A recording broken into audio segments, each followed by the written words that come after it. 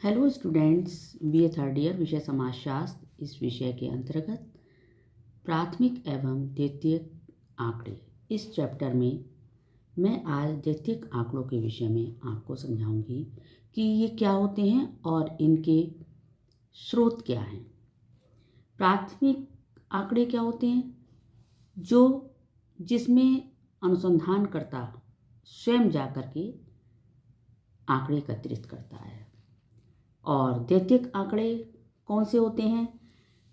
जिसमें वो किसी लिखित स्रोत पर निर्भर होता है।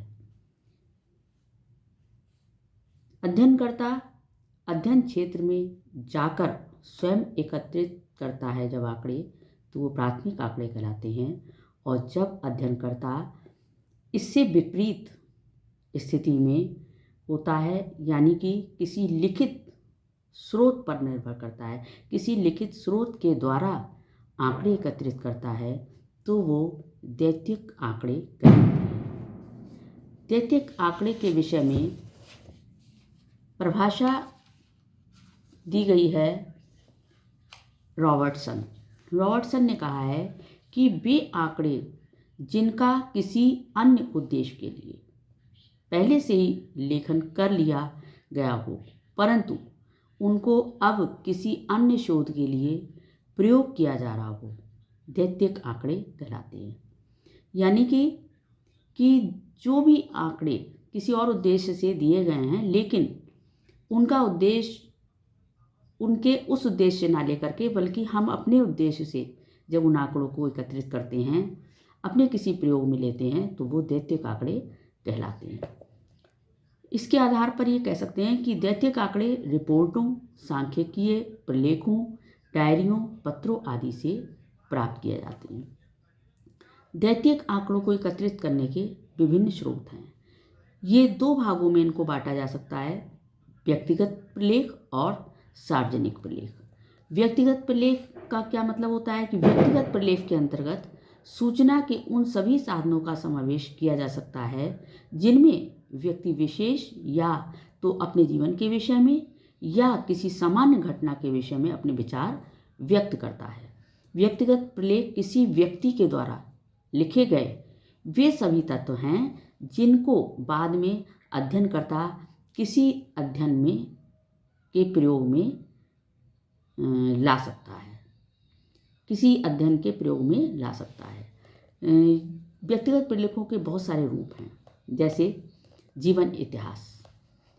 जॉन मेज ने जीवन इतिहास के विषय में कहा है कि जीवन इतिहास का वास्तविक अर्थ विस्तृत आत्मचरित्र से होता है। इसका क्या मतलब है कि स्वयं के चरित्र का विस्तृत वर्णन करना। इसका प्रयोग अध्ययन सामग्री के संकलन हेतु किया जाता है। इसमें दोनों प्रकार की संभावनाएं होती हैं। पहली ये कि कोई मनुष्य अपने जीवन के वृत्तांत को स्वयं लिखता है, और दूसरी ये कि मृत्यु के पश्चात कोई दूसरा व्यक्ति उसके जीवन वृत्तांत को लिखता है। जीवन वृत्तांत की 3 विशेषताएं मानी जाती हैं। नंबर 1, स्वलिखित आत्मकथाएं, जिन्हें मनुष्य स्वयं अपनी इच्छा से लिखता है। दूसरा, अपने जीवन की घटनाएं जिनको लेखक प्रकाश में लाना चाहता है। और तीसरा, इसमें लेखक किसी व्यक्ति को जीवनी एवं उसके चरित्र का वर्णन करते हैं। दूसरा है डायरी। इसके अंतर्गत मनुष्य स्वयं से संबंधित घटनाओं के साथ साथ सामाजिक जीवन से संबंधित घटनाओं का वर्णन करता है। डायरी में 3 प्रकार के तथ्यों का वर्णन किया जाता है। पहला, प्रथम तथ्य वे होते हैं जिनसे डायरी लिखने वाले व्यक्ति का प्रत्यक्ष संबंध होता है, जो वह स्वयं डायरी लिखता है। दूसरे तथ्य वे होते हैं जिनसे डायरी लिखने वाला व्यक्ति प्रत्यक्ष या परोक्ष रूप से संबंधित होता है या प्रभावित होता है। और तीसरे में वो तथ्य होते हैं जिनका अवलोकन डायरी लिखने वाले के द्वारा होता है। इसमें घटनाओं का वर्णन, प्रतिक्रिया एवं विश्लेषण प्रस्तुत किया जाता है। और तीसरा है पत्र के द्वारा भी आंकड़े एकत्रित किए जाते हैं। पत्रों के माध्यम से पत्र लिखने वाला व्यक्ति अपने विचारों की अभिव्यक्ति करता है। सामाजिक अनुसंधान में इन पत्रों के माध्यम से बहुत सारे तथ्य एकत्रित किए जाते हैं। और चौथा है संस्मरण का महत्व। संस्मरण का भी बहुत इसमें महत्व होता है।